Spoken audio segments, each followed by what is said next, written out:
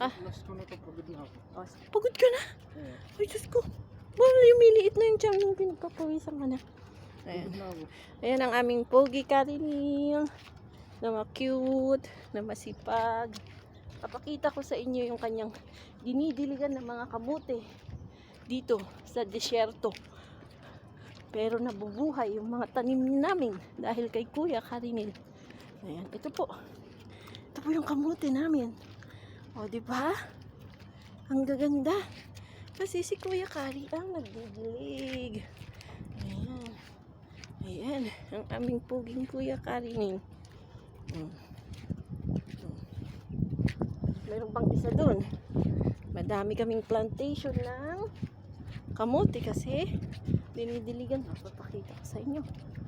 Ayan. Ayan. What's another? Ayan. O, diba? Ang ganda-ganda. Tapos yun ang aming tirahan. Ayan na. Ayaw na siya maglakad. Ayan na. Itapon na natin yan. Pag di ka maglakad, tapong kita. Liga, maglakad ka. Ayaw na. Lakad ka na, Shubo, Kam. Kam. Shubo. Oh, yan. Naglakad naman pala. Ayaw niya maitapon. Oh. Ayan. Plantation ni Kuya Kari ng kamuti. Ayan. Pugi-pugi.